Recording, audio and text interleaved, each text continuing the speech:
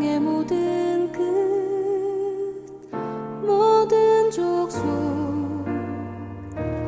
주를 찬송하게 하소서. 여러분 반갑습니다. 옥정 서문학교의 수요 성경 강의에 함께해 주셔서 감사합니다. 오늘은 18번째 시간으로 요한계시록 17장을 강의하도록 하겠습니다. 요한계시록을 등산으로 비유한다면 가장 높은 봉우리는 대접재앙이라 할 수 있습니다. 대접재앙 시리즈가 끝나면 이제 하산을 준비해야 할 때입니다. 대접재앙이 끝나는 것을 기점으로 어느덧 요한계시록도 종반을 향하여 치달아가기 때문입니다. 남겨진 결론 부분은 악의 세력들이 최종적인 멸망의 모습, 그리고 교회 공동체의 승리와 영광의 메시지입니다. 요한은 교회 공동체의 승리와 영광의 메시지로 계시록의 대미를 장식하고자 합니다. 그래서 악의 세력들이 파멸당하는 장면들을 차례차례 선행적인 메시지로 제시하고 있습니다. 그 첫 번째 파멸의 대상은 바벨론입니다. 바벨론은 구약에서 하나님을 떠난 도시를 상징하는데 요한 당시에는 로마를 의미합니다. 영원히 무너지지 않을 것 같았던 교만과 음행과 자기 과시로 가득 찬 바벨론이 철저하게 심판을 당하는 것입니다. 바벨론 멸망의 중요성을 부각하기라도 하듯 17장과 18장 두 장에 걸쳐 자세하게 바벨론의 멸망을 다루고 있습니다. 17장에서는 바벨론을 음녀로 그리고 있고 18장에서는 한 도성으로 표현하고 있습니다. 오늘은 17장을 살펴보도록 하겠습니다. 17장은 7 대접을 가진 한 천사가 다시 등장하면서 시작합니다. 1절을 읽겠습니다. 또 7 대접을 가진 7 천사 중 하나가 와서 내게 말하여 이르되 이리로 오라. 많은 무리에 앉은 큰 음녀가 받을 심판을 내게 보이리라. 7 대접을 가진 천사가 다시 등장하는 것은 이 부분이 16장의 대접 재앙과 밀접한 관계가 있음을 알려주기 위함입니다. 즉 대접 재앙의 결과로서 하나님의 심판이 완성되고 있음을 보여줍니다. 이 천사는 요한에게 큰 음녀가 받을 심판을 보여주겠노라고 말합니다. 음녀는 무엇을 상징할까요? 17장 5절에서 밝히는 것처럼 음녀는 바벨론입니다. 그의 이마에 이름이 기록되었으니 비밀이라 큰 바벨론이라 땅의 음녀들과 가증한 것들의 엄이라 하였더라. 우리는 앞서 지난주에 6째 대접이 부어지자 아마겟돈에 천하의 모든 왕이 모여 전쟁 준비를 하고 7째 대접 심판으로 인해 바벨론이 세 갈래로 갈라지고 만국의 성들이 무너지는 것을 보았습니다. 그런데 본문에서 다시 바벨론의 멸망을 다루는 이유는 무엇이겠습니까? 그 이유는 앞서 간략하게 기술했던 바벨론의 멸망을 보다 구체적으로 보여주기 위함입니다. 문자적으로 역사적인 바벨론의 멸망에 대해 말하는 것이 아니라 역사상 이스라엘을 괴롭혔던 바벨론이라는 나라를 모델로 삼아서 영적으로 동일한 속성을 가지는 악의 도성을 음녀의 메타포로 의인화시키고 있는 것입니다. 음녀 바벨론은 하나님을 떠난 세속적인 문화 혹은 문명의 총체를 말합니다. 그래서 음녀는 과거, 현재, 미래의 모든 성도를 미혹시키는 세속적인 악을 총칭합니다. 당시에는 로마라 할 수 있고 주님의 재림 때까지 계속될 세속적인 도성, 문명이라고 할 수 있습니다. 그런데 1절 말씀을 보면 이 음녀가 많은 물 위에 앉아 있다고 말합니다. 여기서 많은 물은 예레미야 5장 31절을 반영하는 표현입니다. 예레미야는 바벨론을 많은 물가에 살면서 재물이 많은 자라고 묘사했습니다. 바벨론은 유브라데 강에서 흘러나오는 운하와 관계 수로로 둘러싸여 있었고, 이러한 시설을 기반으로 제국의 무역과 상업을 활성화시켜 많은 재물과 부를 축적하고 있었습니다. 본문에서 물 위에 앉은 큰 음녀는 이러한 문명의 특성을 갖고 있는 로마, 그리고 세속적인 문명, 문화, 도시를 의미합니다. 그리고 사람들은 바로 이 음녀의 미혹에 넘어갑니다. 2절입니다. 땅의 임금들도 그와 더불어 음행하였고 땅에 사는 자들도 그 음행의 포도주에 취하였다 하고, 여기서 음행의 포도주는 포도주를 음행과 동일시하는 표현입니다. 이는 포도주가 사람을 취하게 하여 분별력을 상실하게 하고 쾌락에 탐닉하게 하는 특성을 바로 이 음행의 특성과 동일시한 것입니다. 한편 음행의 포도주에 취한 것은 음녀가 성도들의 피와 예수님의 증인들의 피에 취한 것으로도 묘사하고 있습니다. 6절입니다. 또 내가 보매 이 여자가 성도들의 피와 예수의 증인들의 피에 취한지라 내가 그 여자를 보고 놀랍게 여기고 크게 놀랍게 여기니, 이는 음행의 포도주가 하나님을 거부하고 우상을 숭배하게 할 뿐만 아니라 우상에게 절하지 않는 이들을 핍박하고 피 흘려 죽게 하는 일에 탐닉하도록 만들었다는 것입니다. 그래서 이 포도주는 하나님 편에서 진노의 포도 또는 맹렬한 진노의 포도주라고 부르는 것입니다. 이제 요한은 성령에 이끌려 광야로 나아갑니다. 3절입니다. 곧 성령으로 나를 데리고 광야로 가니라. 내가 보니 여자가 붉은빛 짐승을 탔는데 그 짐승의 몸에 하나님을 모독하는 이름들이 가득하고 7머리와 10뿔이 있으며.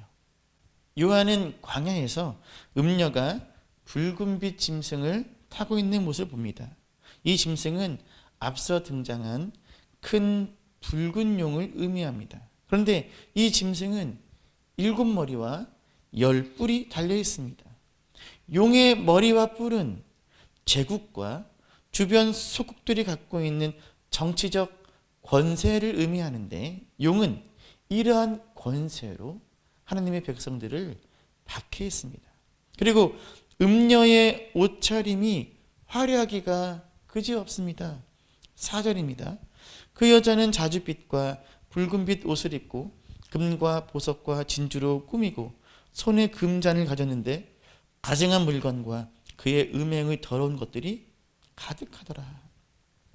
음녀의 화려한 모습은 제국의 사치스러운 모습을 부각시킵니다. 자줏빛과 붉은빛 염료는 당시에 매우 값비싼 염색 재료였습니다. 이런 색깔의 옷감은 황제나 원로원 그리고 귀족들만이 즐겨 입었던 옷입니다. 이렇게 볼 때 음녀는 제국의 정치 권력을 등에 업은 거대한 부와 경제 시스템을 상징합니다. 즉 음녀는 자신이 가진 부와 사치의 힘으로 만국을 우상 숭배와 땅의 사치로 현란하게 유혹하여 취하게 만드는 것입니다. 주목할 것은 음녀의 이마에 이름이 기록되어 있다는 것입니다. 5절입니다. 그의 이마에 이름이 기록되었으니 비밀이라 큰 바벨론이라 땅의 음녀들과 가증한 것들의 어미라 하였더라. 고대 헬라 시대 창기들은 자신의 이마에 이름을 새긴 띠를 두르거나 화관을 썼다고 합니다. 또 자신들이 일하는 침실 문 밖에는 운동가라든가 순종의 말 또는 작은 늑대 같은 특정한 표시로 이름을 기록해 두었다고 합니다. 본문의 음녀는 당시의 창기와 같이 미혹하는 이름을 자기의 이마에 기록하였습니다. 그 이름은 비밀, 큰 바벨론, 땅의 음녀들과 가정한 것의 어미였습니다. 바로 이 부분에서 음녀의 비밀스러운 이름의 실체가 드러나고 있습니다. 첫째, 그녀는 큰 바벨론, 즉 큰 성 바벨론입니다. 이는 옛 바벨론과 같이 우상 숭배와 사치와 부패로 점철된 지금의 제국을 의미합니다. 또 다른 이름은 모든 가증한 것의 어미입니다. 이는 이 음녀가 큰 음녀이고 다른 음녀들을 추종자로 두어서 음녀 바벨론을 모델로 삼고 합력하여 음행을 조직적으로 자행하는 제국적인 조직을 갖추었음을 의미합니다. 음녀가 어미라는 것은 그녀를 숭배하고 따르는 이들은 그녀의 아들임을 의미합니다. 음녀가 가진 이 이름의 비밀은 이 땅을 미혹하는 배후의 영적 세력을 의미해서 비밀스럽습니다. 하지만 이 비밀은 하나님의 또 다른 비밀을 드러냅니다. 그것은 바로 악이 갖고 있는 자기 파괴적 특성입니다. 이것은 16절에서 살펴보겠습니다. 이러한 음녀의 모습에 요한이 큰 충격을 받습니다. 그러자 천사가 말합니다. 7절입니다. 천사가 이르되 왜 놀랍게 여기느냐? 내가 여자와 그가 탄 7머리와 10뿔 가진 짐승의 비밀을 내게 이르리라. 천사는 여자와 그가 탄 짐승의 비밀을 알려주겠다고 말합니다. 8절입니다. 내가 본 짐승은 전에 있었다가 지금은 없으나 장차 무저갱으로부터 올라와 멸망으로 들어갈 자니 땅에 사는 자들로서 창세 이후로 그 이름이 생명책에 기록되지 못한 자들이 이전에 있었다가 지금은 없으나 장차 나올 짐승을 보고 놀랍게 여기리라. 짐승은 전에 있다가 지금은 없으나 장차 무저갱에서 올라와 멸망으로 들어갈 자입니다. 이것은 죽었다가 부활하신 예수 그리스도를 흉내내고 있는 것입니다. 지금은 없다라는 것은 주님의 십자가와 부활로 인해 악한 짐승의 세력이 패배하여 무력한 상태에 놓여졌음을 의미합니다. 즉 예수님이 이 땅에 오시기 전처럼 이들이 활개치고 돌아다니며 파괴적 활동을 할 수 없는 무저갱 상태에 놓여 있음을 의미합니다. 그리고 예수께서 재림하시기 전 짐승은 장차 이런 무저갱의 상태에서 올라와 최후의 발악을 하겠지만 결국 멸망으로 들어가게 될 것이다는 사실을 우리에게 알려줍니다.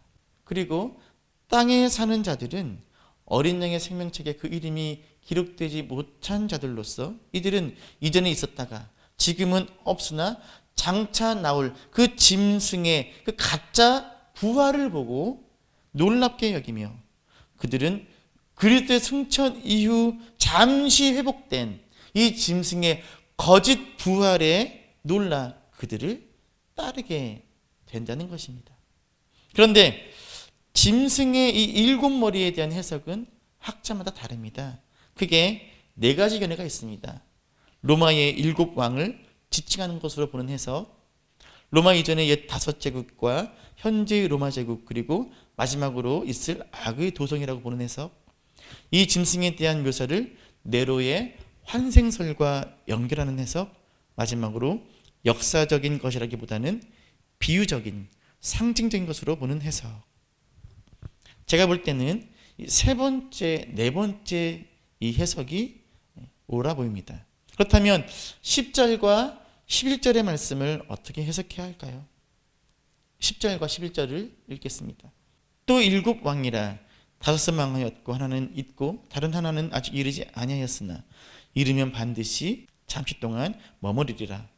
전에 있었다가 지금 없어진 짐승은 8째 왕이니 7 중에 속한 자라 그가 멸망으로 들어가리라.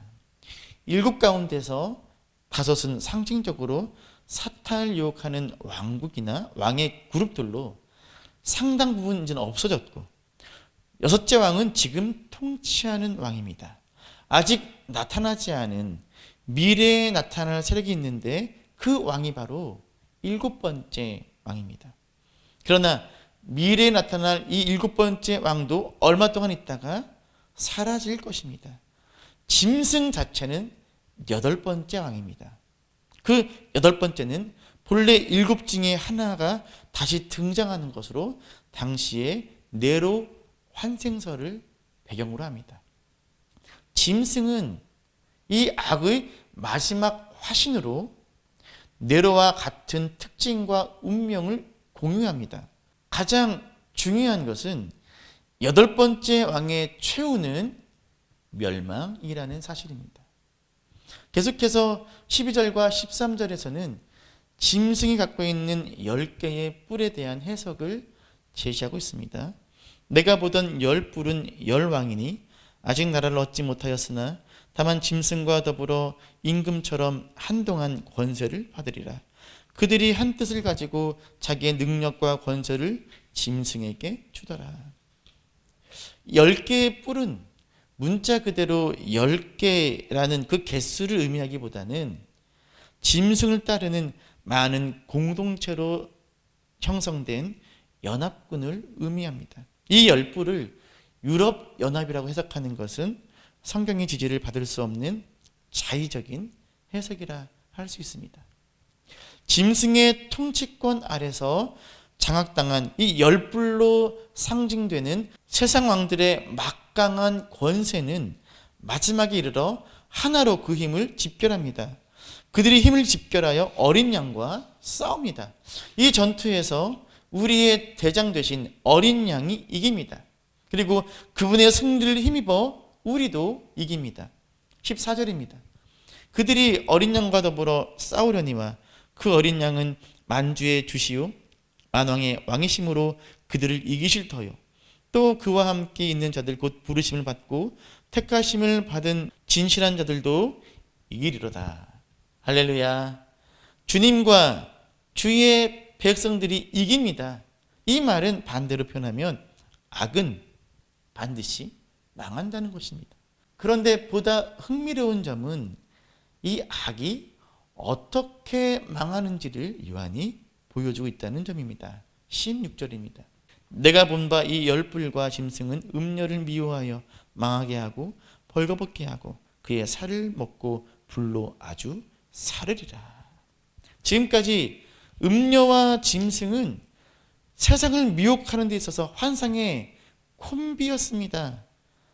둘도 없는 파트너였습니다. 그러나 겉보기와는 다르게 알고 보니 짐승은 음녀를 죽도록 미워하고 있었습니다.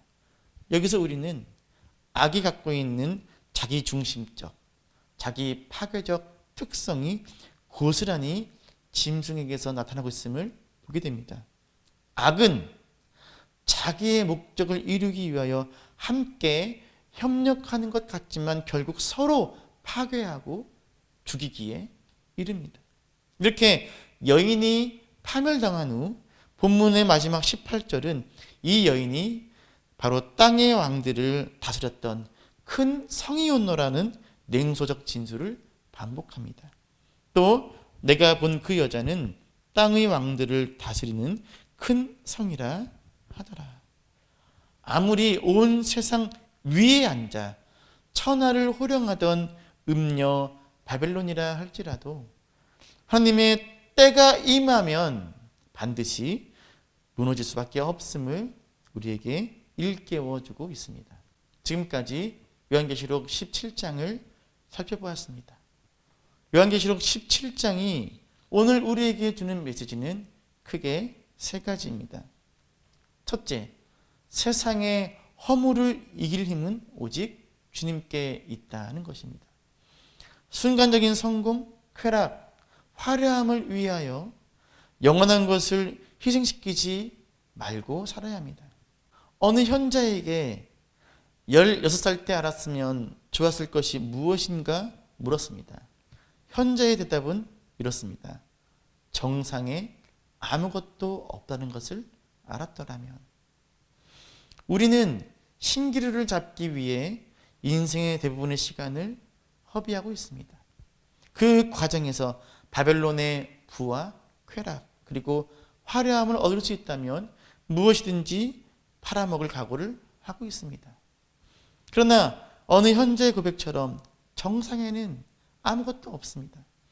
정상에는 우리를 진정으로 만족시킬 만한 그 어떤 것이 없기 때문에 온갖 노력과 수고를 통해 그 자리에 올라섰을 때 기쁨과 감격을 누리는 것은 잠시뿐 이내 긴 허무와 권태에 빠질 수밖에 없습니다. 어찌 보면 인생은 고통에서 시작해서 권태로 마치는 것 같습니다. 고통의 시간만 지나가면 곧 행복이 찾아올 줄 알았는데 고통이 사라진 그 자리에 권태와 허무가 밀려와서 자리를 잡습니다.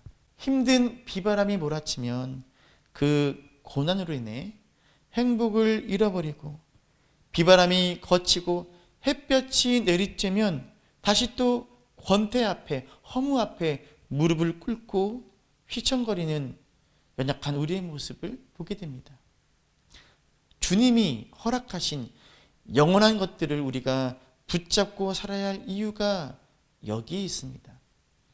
주님을 주인으로 모시고 사는 삶은 모든 소유를 다 팔아서라도 취할 가치가 있는 영원한 것입니다.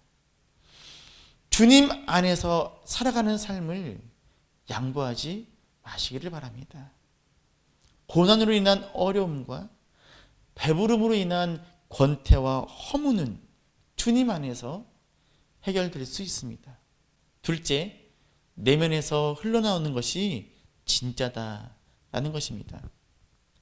바벨론의 실상을 제대로 바라보고 바벨론의 허상을 거절할 수 있어야 합니다. 바벨론은 거짓 행복, 짝퉁 행복, 가짜 행복으로 가득한 곳입니다.